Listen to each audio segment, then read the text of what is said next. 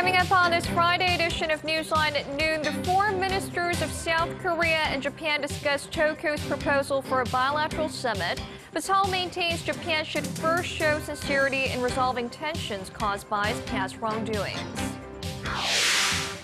The U.S.-led campaign against Islamic State militants gains momentum, with France taking part in airstrikes against targets in Iraq and Britain joining the coalition. Plus, the South Korean football team beats Hong Kong 3-0 to advance to the quarterfinals, while swimmer Park Tae-hwan has to settle for silver in the 100-meter freestyle event. These stories and more on Newsline at noon.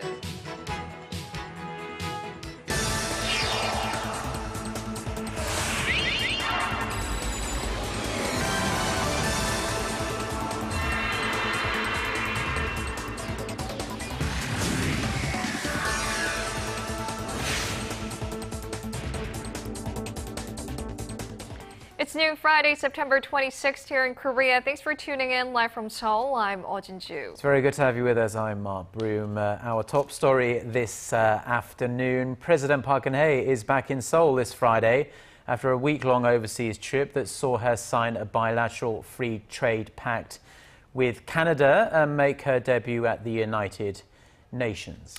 But as our Kwon-soo reports, the president won't have the luxury of resting as a number of pending domestic issues await her.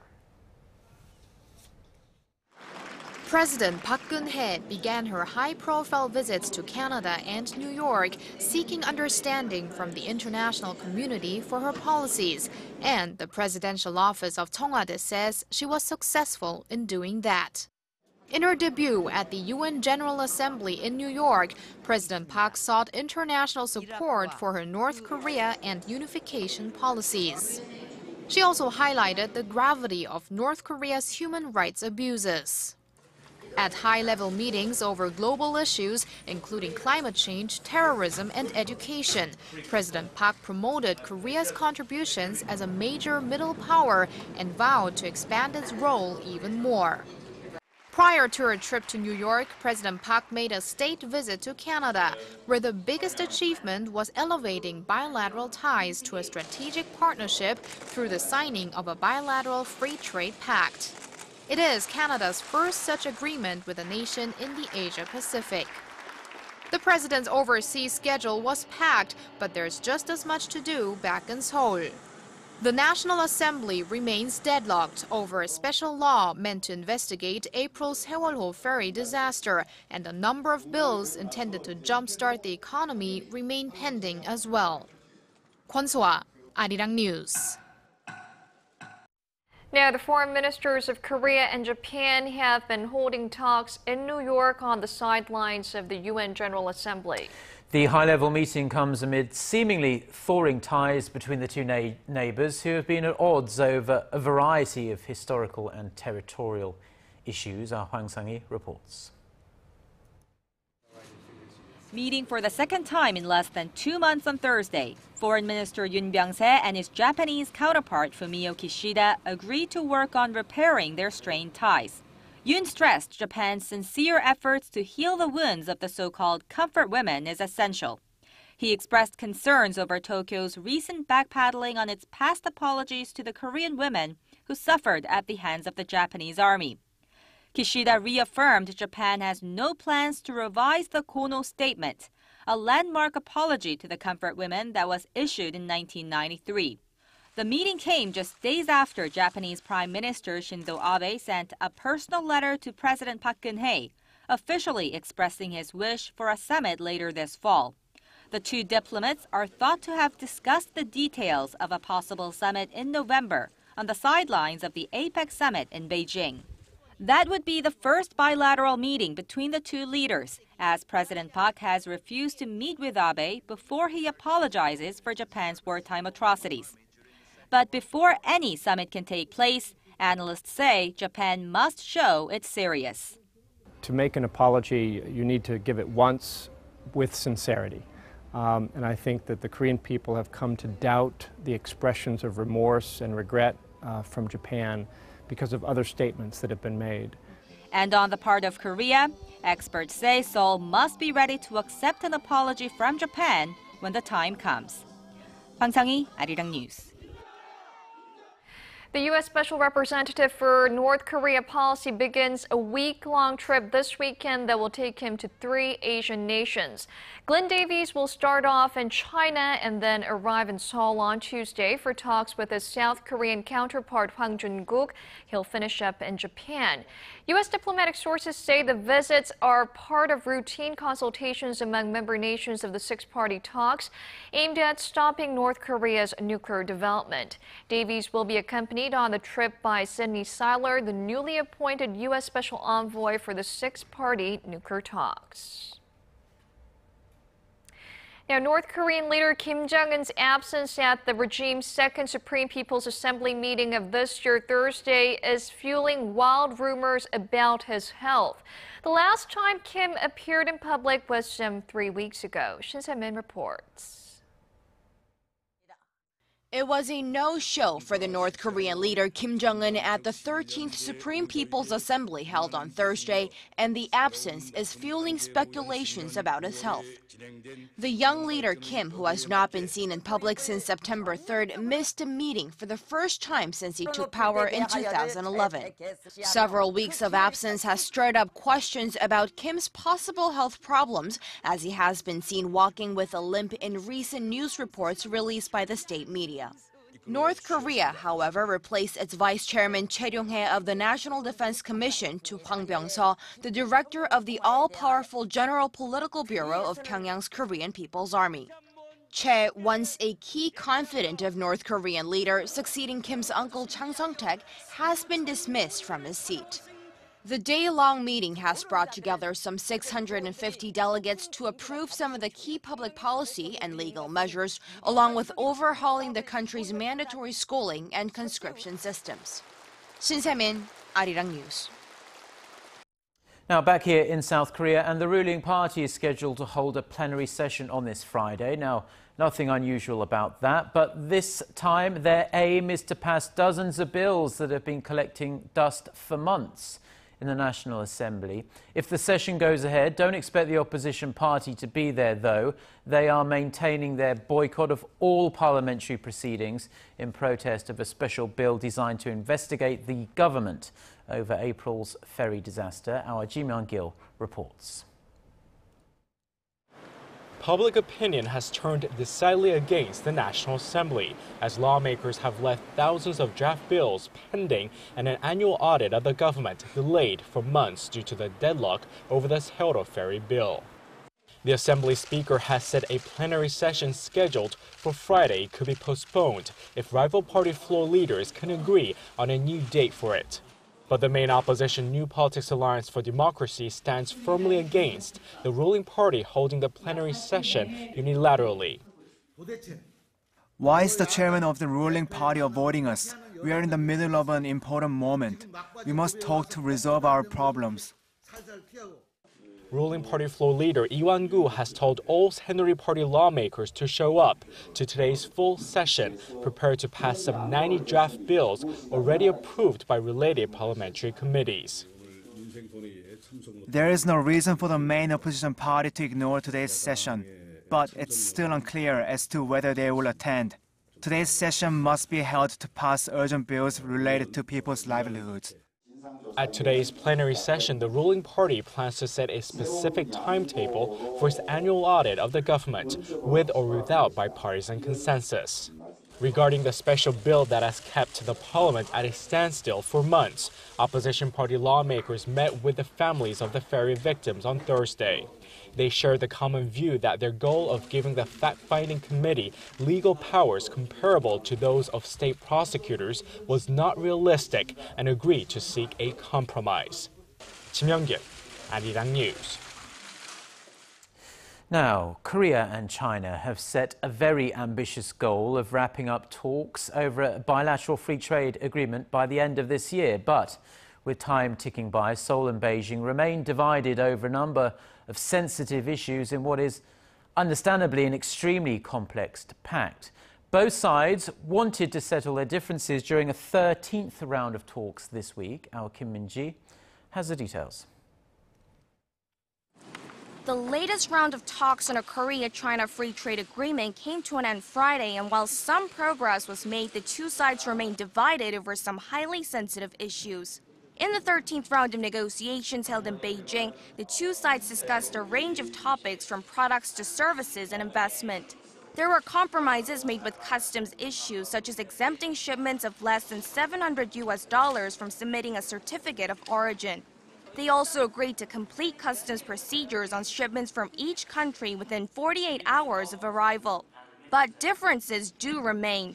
Korea wants China to lift tariffs on Korean manufacturing products in the early stages of implementation, and China wants the Korean market open for agricultural products. Neither side has so far been willing to budge on those issues. Korea's trade ministry said the two sides have yet to decide on a date for their next round of talks. President Park Geun-hye and Chinese President Xi Jinping agreed in talks earlier this summer to wrap up FTA talks by the end of the year. China is Korea's biggest trading partner in terms of both imports and exports. Kim Min-ji, Arirang News.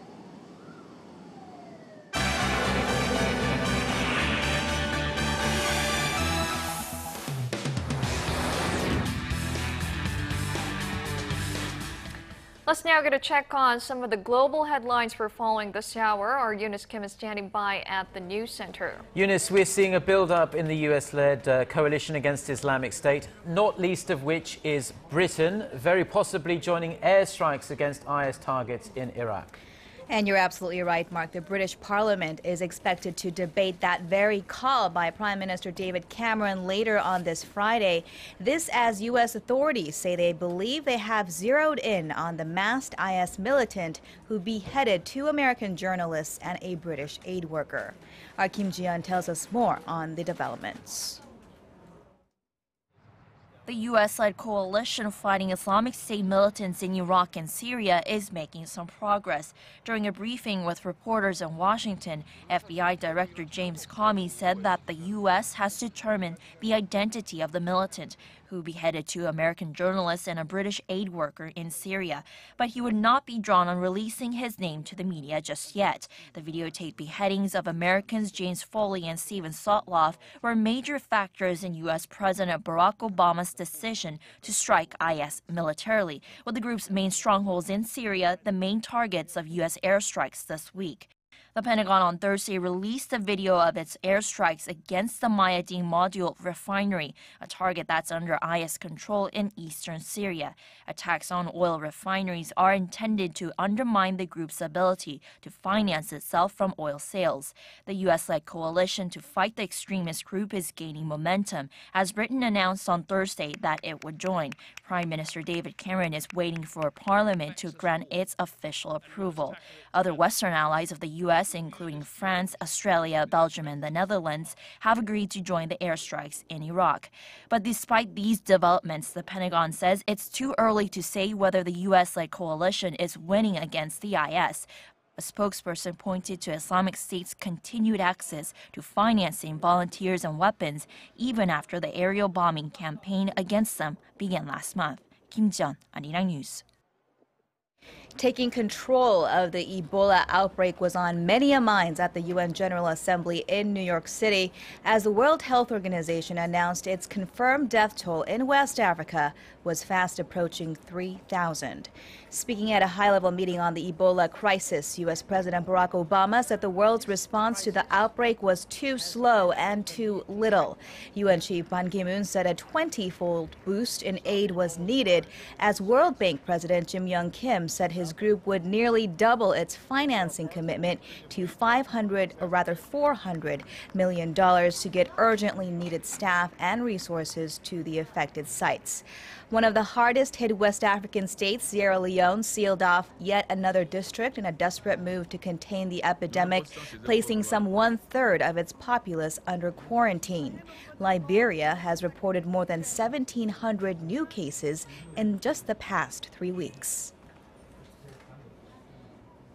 giant craters carved into a golden surface. These are the first images taken by a satellite by India's maiden Mars mission, released by the country's space agency on Thursday.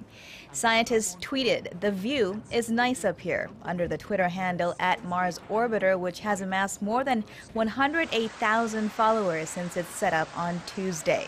The satellite, affectionately called MOM by the mission's acronym, will spend 6 months in elliptical orbit, collecting atmospheric data from as close as 365 kilometers and as far out as 80,000 kilometers from the planet's surface.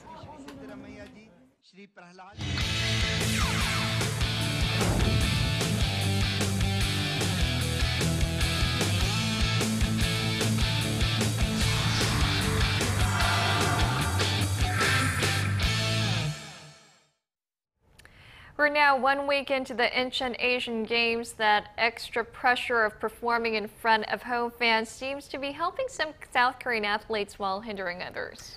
That's right, and one man under the most pressure here in Korea is swimmer Park Tae-hwan. And just to give you an idea of his popularity in Korea, a quarter of the entire country were glued to their TVs last night to cheer him on in the 100-meter freestyle final. And joining us in the studio, as she has all week, is our very own Song Ji-sun, who has been following the games for us. So, Ji-sun, despite doing his best, Park Tae-hwan claimed the silver in yesterday's final. Right, and I thought he was very close to winning the first gold here at Incheon 2014 because he qualified first in the qualifiers in the morning yesterday. And then he was the only one to record a sub-50-second record for the qualifiers. But when you add the 4 bronze he has already raked in Incheon, this valuable silver added last night is still a great achievement, I really must say. And this time he came in second after China's Ning Tao, who beat his own Asian record, clocking 47.7 seconds in the 100-meter freestyle. Now, despite responding second fastest to a starting gun, Park was back in fourth at the midway point and had to push really hard to try and catch up with Ning and overtake bronze winner Shinri Shiora of Japan. Park's record, a second behind Ning, wasn't as fast as his season best, and although he said he couldn't be satisfied with his performance, he congratulated winner Ning on breaking the 47-second barrier as an Asian swimmer. Yes, I saw an interview with Park Tae-hwan after the defeat, and he was very sportsmanlike in accepting that he was second best in that race. And the Chinese swimmer Ning put in a really rather incredible performance. Right. Now, let's move on to another South Korean athlete who etched himself into the history book after his triumph at the London Olympics. I'm talking, of course, about Yang Hak-sun. Right, Yang, just like Park, has been on the top of the podium in the Olympics, and he's very much used to standing on the top of the podium, but this time he could not, as he had to settle for silver in the men's vault event. But in fact, he actually considered pulling out of the Asian Games due to a thigh injury, but he did take part to help his teammates earn a medal in the team event. Now he was going to attempt his signature Yang techniques, but he downgraded it during his first attempt, later saying he knew he didn't have enough momentum to complete the 3 full twists. On his second attempt, Yang tried a move called the Lopez, which is an easier skill with a round-off takeoff, and that was enough to earn him a silver with 15.2 points. Hong Kong's Shek Wai-hoon took the gold with 15.216 points. But North Korea's Lee Se-kwang, he missed the podium as he lost his balance upon landing on his first attempt and fell face first onto the mat to finish fourth, and he was what we thought, or who we thought would going to be the strongest rival against Yang in his attempt for a gold medal. It's glad to hear that he wasn't seriously injured. Yeah, he looked like he took a bit of a tumble there on the pitches. Let's move on to the football field, and Team Korea seem to be cruising towards the gold. How did they go last night? Right, moving on to a team sport where teamwork is really important, and host South Korea really scored an easy, confident win over Hong Kong to claim a quarterfinal berth with a 3-0 victory.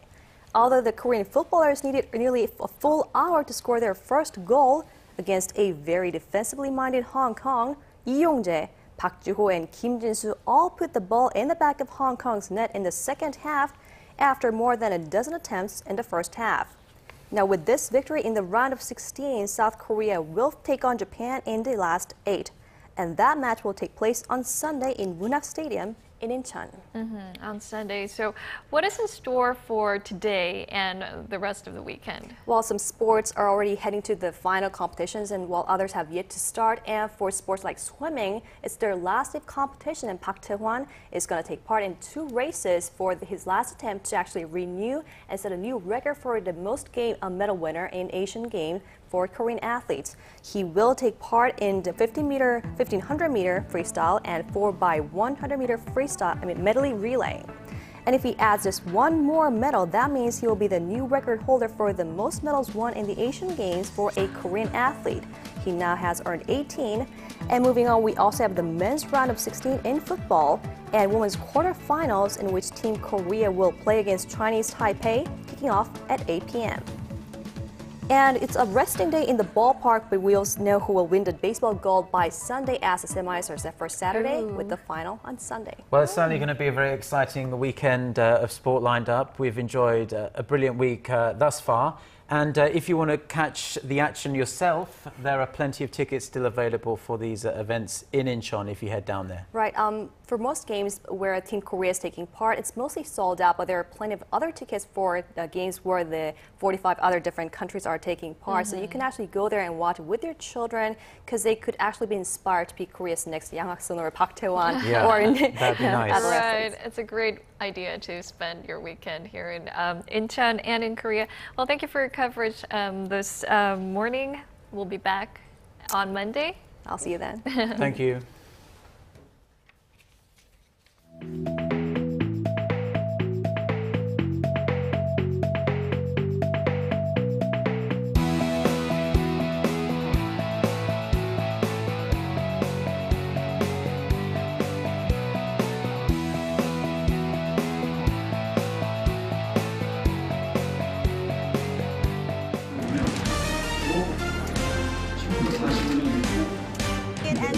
Stay up to date on the latest news out of Korea. Connecting to our team of reporters about the issues that matter to Korea. On air, on your mobile, online. Find out more about Korea on NEWSLINE at Noon with Mark Broome and Eoh Jin-joo. I'm Eoh Jin-joo.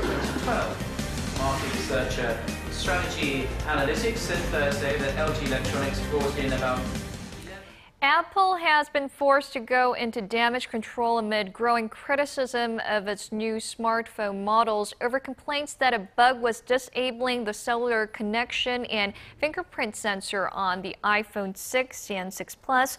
Apple has released a new updated version of its operating system. And then there are videos and pictures circulating online of people showing bent smartphones. Apple said in a statement that with normal use, it is extremely rare for the phones to bend since they're made of strong, high-quality material. The iPhone 6 is not yet available here in Korea, but the Galaxy Note 4 from Samsung Electronics is. It hit store shelves this Friday. Now, Korea's consumer sentiment remained flat in September, marking another month that it has failed to recover to the level seen before the Seoul ferry disaster in April. The Bank of Korea says the country's consumer sentiment index stood at 107 in September, unchanged from the previous month. The figure remains below the 108 level recorded just before the ferry sinking. The monthly index reflects the overall economic outlook of consumers, their living conditions and future spending plans. A reading above 100 does, however, mean that optimists outnumber pessimists.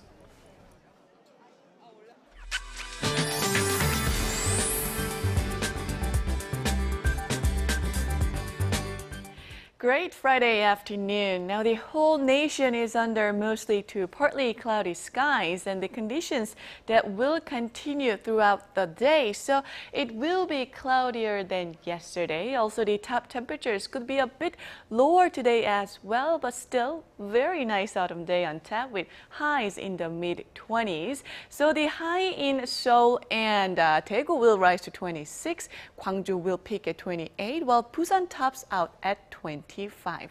Now for other regions, it looks like Jeju Island and Daejeon will see highs of 24 and 25 respectively, while Dokdo peaks at 21.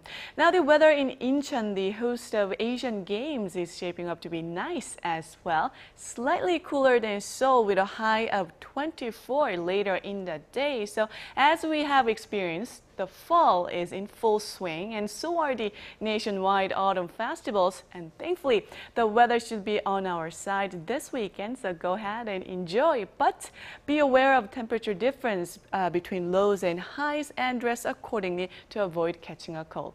Now that's all I have for you this week. Have a wonderful weekend, and back to you, Mark and Jin-joo in the studio. Thank you, Jan, for the weather update. And that brings us to the end of this edition of Newsline at Noon. Jin-joo and I will be back at the same time on Monday. Have a great weekend. Thank you for watching.